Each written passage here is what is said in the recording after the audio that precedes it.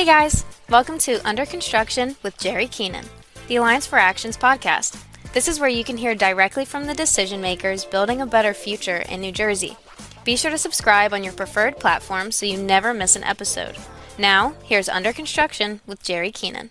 And hello, everyone, and welcome to Under Construction with Jerry Keenan. We've got a great podcast here. For months, we've been bringing in the leaders of the construction industry to talk about their business, what they're doing, and what it all means to New Jersey. And we've got another terrific guest here, Brandon Young from Young Management and Consulting. How you doing, Brandon? Doing well. How are you? Good to see you. I'm doing really well. So good seeing you here. Before we get started, please tell the millions and millions of people out there a little bit about Young Management and Consulting. What do you do, your specialty, and so on? Awesome. Well, thanks for having me here today. Thanks for having Young Management and Consulting here. But I'm Brandon Young. Young Management and Consulting is a professional service-based organization that started here in New Jersey that focuses on PMO, construction, and technology services. What that means is that we provide value-added services to the infrastructure and utility markets, where we're taking projects from start to finish and overseeing those.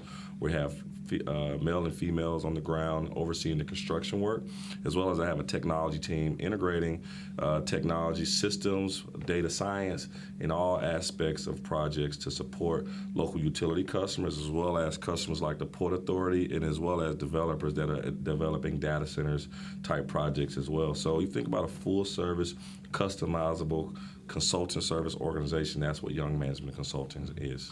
Well, Young Management and Consulting has been a member of the Alliance for Action for a few years now, and we first met, I believe, on social media. Yeah. But tell us about the growth. I believe you said you started in 2019, just yourself, and tell us about the growth. Yeah, the growth has been really unprecedented and unexpected. But I would say that in 2019, December 2019, I made a decision to jump out and be a full-time entrepreneur and really work towards making an impact on individuals' lives in the industry that I serve, which is the primarily electric utility, gas utility industry. And so I lost a brother. I had a life-changing event in March of that year, and my entire world kind of shook up, and I really started wanting to live a more purpose-driven, impact-driven life that also make sure that his legacy lives through what I do. Wow. So the growth that we've seen over the years has been really us identifying opportunities to hire talent uniquely, hiring talent that a number of veterans have come to work with me, a number of linemen, journeymen who have worked in the trades and that are in their later part of the trades career have come and worked to support me. And that's created a huge opportunity to support the rising demand in industry to, one, make our grid more reliable, as well as two, make it ensure that the aging infrastructure is upgraded and refreshed. And so we've seen growth in that aspect alone by needing construction professionals who know the work, can oversee the work, and ensure the schedules and costs management associated with that meets the needs of the utility commissions that are out there. And so we went from starting in New Jersey, first opportunity with Public Service Electric and Gas in 2019, supporting Newark Switch Rebuild Project. I spent a lot of my career here in New Jersey, but that project was a staple project for Young Management Consulting, where we handled a large aspect of that project in the field, and also through COVID, managing the responses there. And my background as electrical engineer played strongly to that. We massaged our relationships down into Georgia, in which Southern Company became a customer of ours, and we started supporting Southern Company in their grid investment program. And then you got the whole wave of data centers and a new demand. And so we have been in this space solving niche needs of the aging workforce, as well as the demand to upgrade and enhance. Now we have data centers, and so our company is benefiting and bringing a value add to that. So we went from Jersey to Georgia to back up to New York, adding Con Edison as a customer, and then bouncing back to Georgia and jumping over to Alabama, now Alabama Power as a customer. So we basically, over the last 5 years, added 4 strategic customers, in which we have Entergy, PSE&G here in New Jersey, the New York, New Jersey Port Authority, Southern Company, which includes Alabama Power, Georgia Power as well as Atlanta Gas Light. So that's the trajectory of the company. And we recently expanded our business to the Middle East, in which we're taking the Middle East, which people are like, why did you go there? How did you get there? What even made it an idea? That was my question. Right. How did you end up just jumping over there? So same thing, I wanted to make an impact, and we're working on some energy storage projects over there as well. And we have a full EPC company executing in Abu Dhabi and a project management team in Dubai. So you're going from Jersey to Auburn, or Georgia, then Alabama, and the Middle East, New York. You must be living your life on a plane. Yes, I live in a plane. I think I have my favorite seat, the favorite place I want to walk to, the favorite quirks about hotels. But yes, I'm definitely in a plane pretty frequently as of late. Now, I was going to ask you. I'm going to ask you. How do you develop new business for young management and consulting? It's all about relationships. It starts with relationships, usually alliance and events that are coordinated by you all have been a huge impact for our company, as well as individuals who've seen my growth. I've made individuals a part of my growth since the beginning. When I first decided to make this change, everyone's seen the work. Because not only am I a leader, I'm also an executor. I can call a play and also make sure the play gets done. And so my team in Jersey and the customers in Jersey, partners, friends, they have been a part of that. And so you just need one opportunity to give you, and you need to knock it out of the park. And then we develop that business by doing good business. And so one is we get the good work, we execute the work well. You identify people, you make an impact in their lives, they want to work for you. And so I think it starts with relationships at every level, engaging, making your partners a part of your success, and two, having a team that's motivated to drive your vision. And so I've reinvented myself every 2 to 3 years in the company organization to continue to expand our business. And so now we've leveraged social media, because I couldn't in 2019, especially 2020, COVID hit. And I did not have the funds to take, people to fancy dinners or nice outings. All I had was a Teams meeting, my face, and a nice presentation that I thought was well, and a vision. And those things allowed me to really build an organic business by crawling and walking and running. And now into year 6, we continue to build that business. So how is just building strong strategic relationships and knocking the work out of the park. So word of mouth and connections and so on, social media. But how do you have word of mouth that'll bring you to the Middle East? I mean, you got to start somehow. So the Middle East connection was as in 2019 when I decided to drive a purpose-driven business in honor of the loss of my brother. I identified that everything I do is going to be driven by impact. The dollars and cents will follow, but it'll be driven by impact. And so the Middle East came about because I had a member of my team that was hired for a project. The customer on a Friday calls me and tells me this project is not happening. We can't start on Monday. This gentleman had just got to the country, not knowing that he had just relocated to the country with his family less than a year prior. And so at that time, we had about 20 employees, and I told my team, if people can't come here and stay, we're not going to be able to keep people. We need to be able to adjust in times of change. And so we put him on a project to support some PSC&G procurement activities and alongside Burns and McDonnell, and he started doing pretty good. And he drove down to our holiday party, and I chatted with him, and I started asking questions. I said, "What you know all this stuff? Where are you from? Where did you go to school?"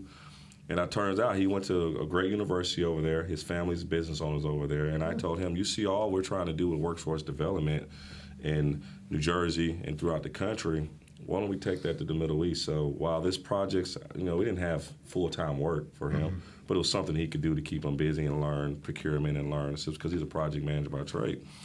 And so he started working, and then I said, well, let's do this.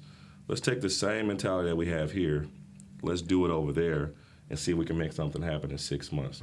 Well, it turns out his family has relationships.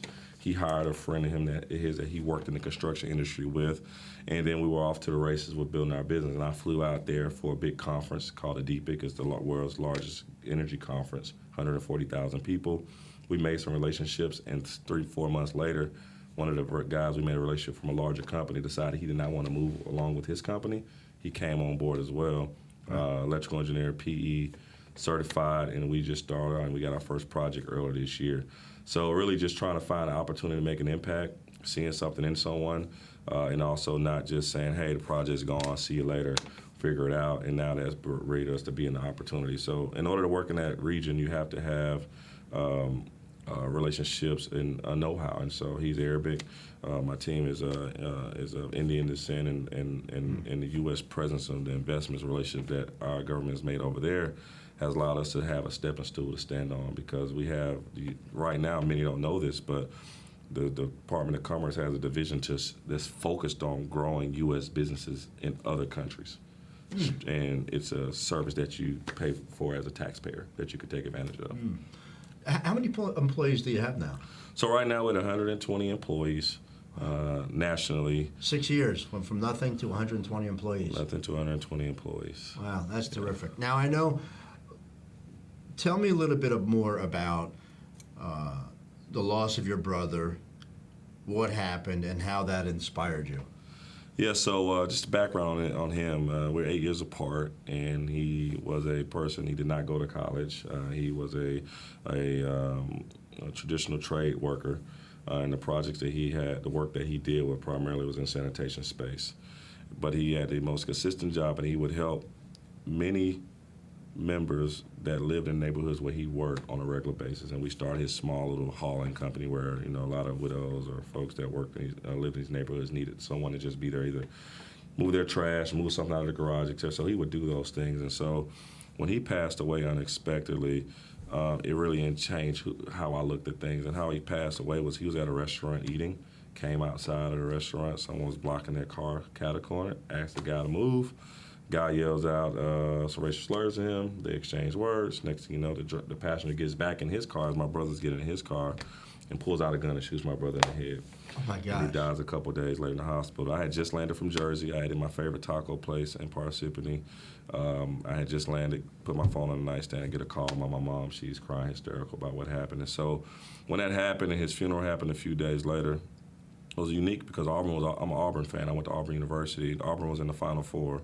I'm in the hospital with him watching the Final Four. It's like all the best and worst things. Basketball Final Four. Basketball Final Four. And those things are happening. And so the best and worst things are happening in my life at the same time.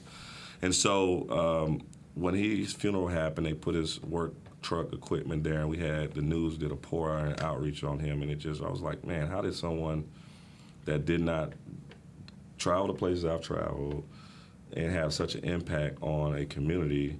Meanwhile, I'm walking around with an engineering degree, a master's. I'm working. At this time, I had worked in Ohio on First Energy's footprint. I'm working all supporting First Energy and all over, and I'm just like, making all the money I thought I wanted to make as a rising professional. I'm like, you know what am I doing? I'm just taking from the world. And so his legacy to live through that amount of impact has really focused me to be motivated differently, because money can't buy back the pain that I've experienced, but also if I'm me helping someone else and making an impact and seeing people with jobs and projects get completed is nothing more invigorating. That's an amazing story. And Brandon, you are, I think you were probably a special guy before that, but you're telling me about this. You are obviously a special person, and it seems to me that you have a special relationship with your family. Tell me about your growing up.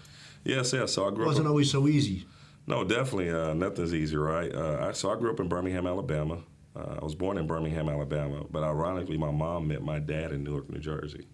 My dad is born and raised in Newark, New Jersey. He passed away last year.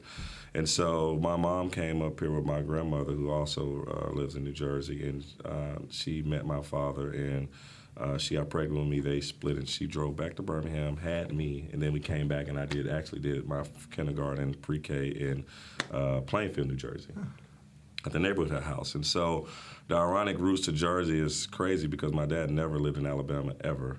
He could probably count the number of times he'd been there. And so growing up, I kind of grew up as a kind of single mom. household with the aspirations just to really just continue to just be better and bring value and work hard. And so I played sports in high school. I was active in every organization you could think of, and that translated up from high school to college. And, I remember having and not having, and it's an opportunity where I did not realize the struggles until after I was out of school. You don't know what parents go through to make sure their kids have what they want.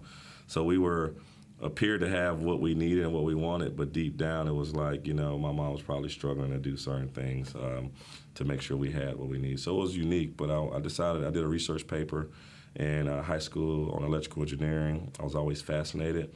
And my guidance counselor was a big Auburn fan. And if you're in Alabama, you either pick one or the other. And I won't say the other because those are like fighting words for my college football people. But she was. I don't want to talk about any kind of special ties here, but. Right. So her being an Auburn fan, she applied. They gave me a scholarship, and that's why I was going. And so I decided to go to Auburn. And once I got there, I was brainwashed, and I never looked back. And then my New Jersey ties, my cousin, my aunt, everyone's here. And so fast forward to 2012, I have an opportunity. I'm doing engineering design work in Atlanta. I had just transferred from a company doing working at a nuclear site. And so my experience kind of got there, around the nuclear site. But I took an assignment in New Jersey. I started working for Burns & McDonnell. Mm-hmm. And they were like, hey, we got this project in Jersey called Susquehanna Roseland supporting PSC&G. Do you want to go do that? It was an award winner, Alliance for Action award winner. Yeah, a big project. John Robardo was one of the greatest people I've ever met and worked with. He was a huge part of my career. But I came up here on an 11-month assignment, and I never left.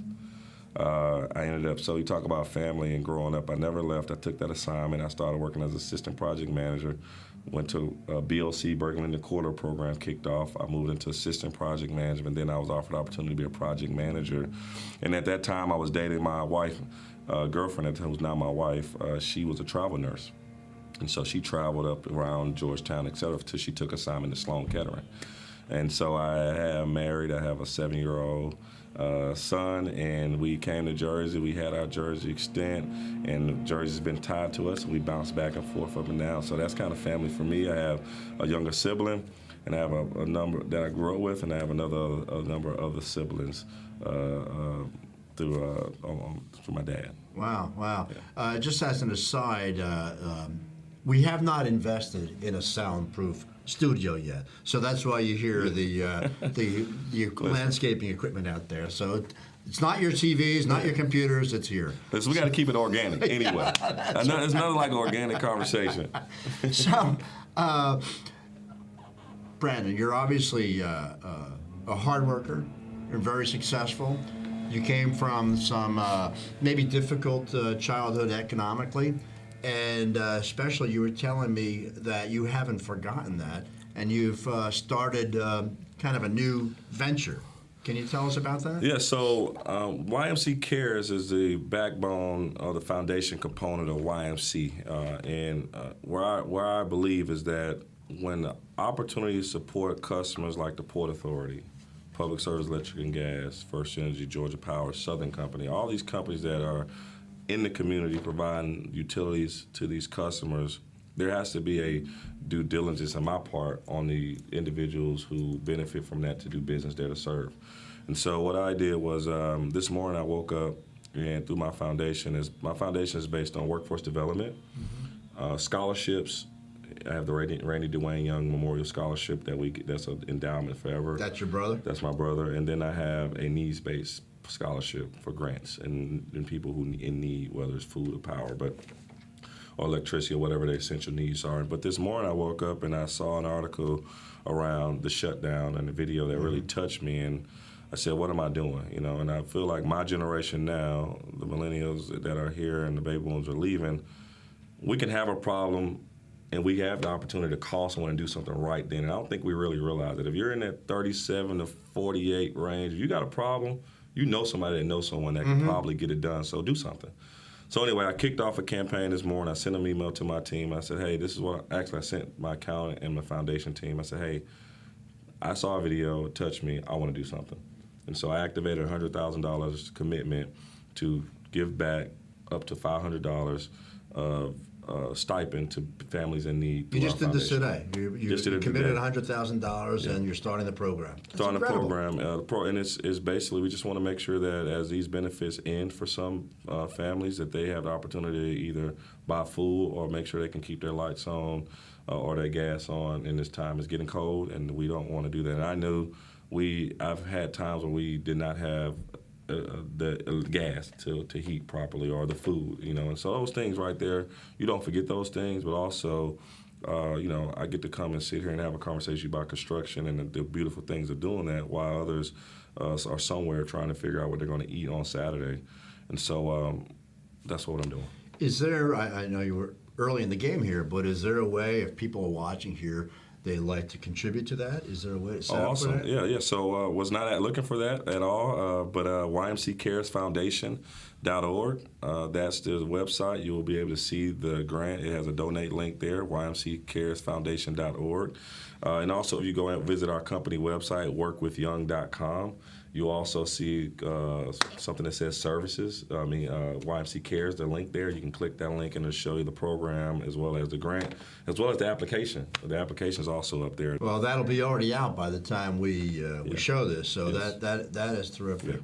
Now, you mentioned when you were in high school and when you were in college, you played all the sports, which I personally think is a big deal. We were all kids, and we all know it's easy to get into problems. And my feeling was, and when we interviewed Lisa Ballerini from Montana Construction last month, and her boy is very, very involved in sports, and her daughter is very, very busy. And it's a way to keep kids out of trouble. Yeah. Even if you're a good kid, you can easily. So you were very busy. Now, tell me what sports you played. So I ran track. Long jump, did a track, long jump, triple jump, and I also played basketball. Now, those did not translate well to college at all. It turned into engineering degree, intramural superstar. Now, won a few intramural championships, but definitely throughout high school was definitely basketball and track and field. Well, we met face-to-face the first time up at the PSCEG golf outing. Yes, now, sir. I happen to know that you're pretty good with that backswing and follow-through. You've put up some good scores there. You know what? I think I get lucky every time I play at that tournament because that also does not translate to other golf courses. But maybe I'm trying to show out for my friends or what. But yeah. But it is interesting, talk about the connections and networking. Yes. Golf is terrific for that. I mean, that was the first time we met. We met through social media, but the first time we ever actually met face to face and shook hands was at a golf outing. It was. And what kind of, tell me about how that fits into your role of getting the word out about Young Management Consulting. So building relationships is being present. And so the golf outings, the community-based events, or just simply providing a safe space to have a technical conversation around problem solving has done that. So that's been very instrumental into our company. And what we did this year, we tripled our investment in these type of initiatives, and you will find that even at last week, the SDDC conference by the BPU, we were the premier sponsor of that event, and that allowed us to not only support a good cause that's in need when funding's in question for businesses that are diverse, but also allowed us to really show that we're here to play, and we can play at the larger level because every big business started small, and that's the impact we do. So for me, the golf outings, the engagements, it was once about me, but now it's about the expansion of my team and the team being able to get involved and be developed and also be able to make an impact to show our customers what we can do. So I like to have a nice mix of social but also technical joy. I don't want to just be your friend and grab drinks and have cocktails and talk. I want to do business, and so this is why I'm here. And so I tell my team, provide a solution or provide innovation, because one thing we do have a leg up on a large companies is that we can move a little bit quicker, supposedly, and they want us to bring innovation to help solve their problems. So while, as much as you are hanging out and kicking it, as I say, you need to also be able to be providing a safe space for them to have technical conversations and help them solve their problems, because that's the real reason why we're here. So it seems to me that you're doing a lot of mentoring with obviously your staff, but I think you do a lot of mentoring with other people as well. Yes. Tell me who was your mentor? We all had 2 or 3 or 4 more people. So I like that question, and I would say that I have a lot of friends that pour into me specifically.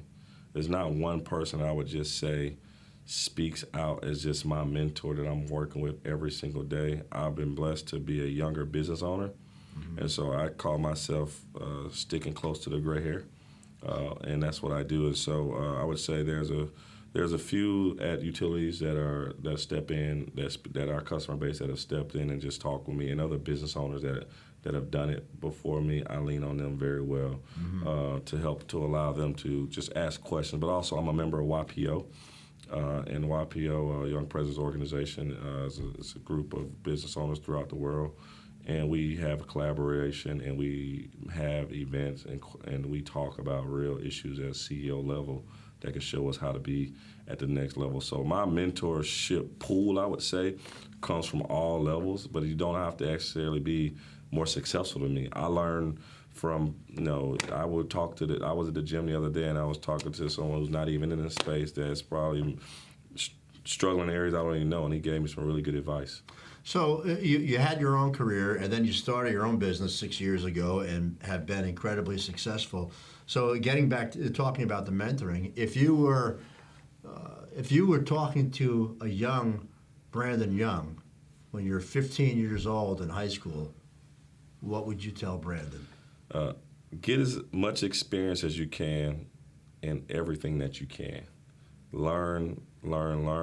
And once you find that niche of the things that you do appreciate, lean in more. Chase experiences, don't chase dollars. The experience you get from learning will breed way more benefits than what you will get from the instant gratification of how much dollars you've got into your pocket.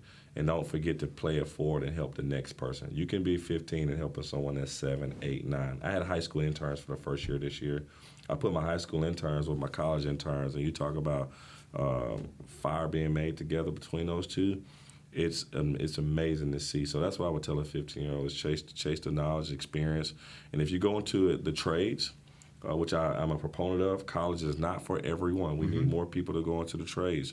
But if you decide to go into the trades, make sure that or if you decide to go into engineering or project management or whatever you decide to, in the construction podcast, get in the field. Learn from those linemen, those journeymen, those guys who've done it. That's what helped me build my career. The field is what made me get credibility and build all my relationships throughout the customers that we work for because it's important. So you're doing a lot of work with PSE&G. What about the other utility companies? You working with them? So we want to do more with we're not working with other utilities in the state. First Energy is in the state. We love to support them. Atlanta City Electric, we love to support them. We're not working with any of them right now. I have experiences on them, but not directly. We're also working with the Port Authority in New York and New Jersey, and we've seen some traction there with our team.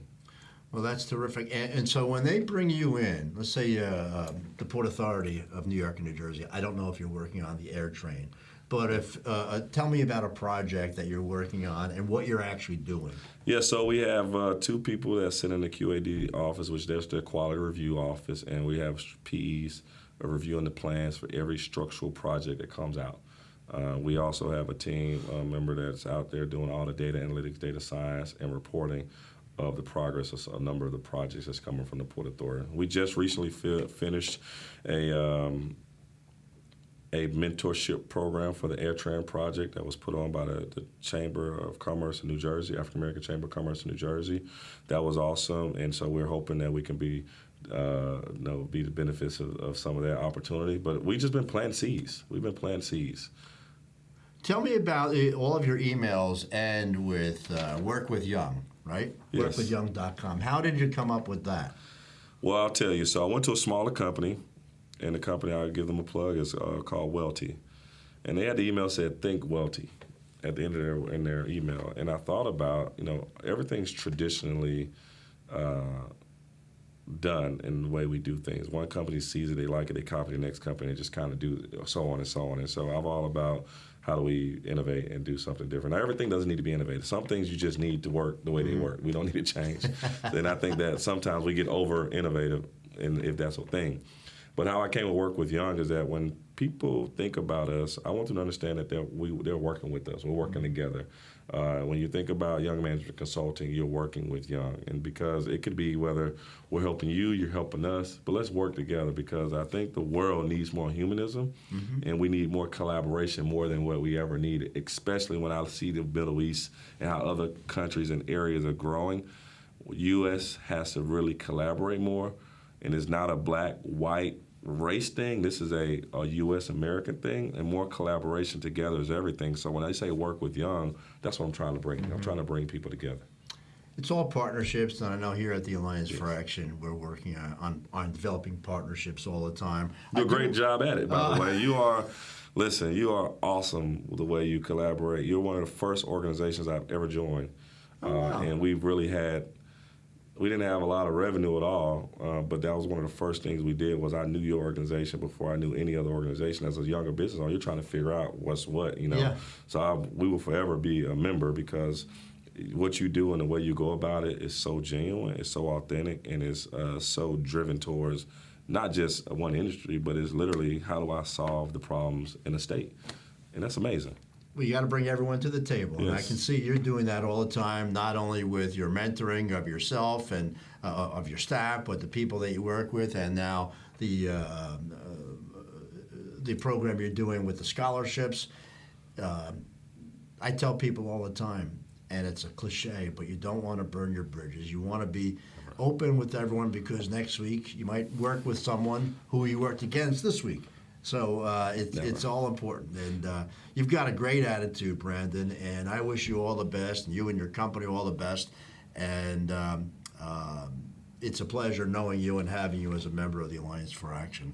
That's going to wrap it up for this Under Construction with Jerry Keenan, but I do want to point out we have, this is our capital initiatives, our capital initiative agenda for the next governor. It's our white paper. We've put together a list of over 6, I think, recommendations. We're going to be talking about transportation, innovation, energy, water, the environment, academia, healthcare, and getting ready for the World Cup.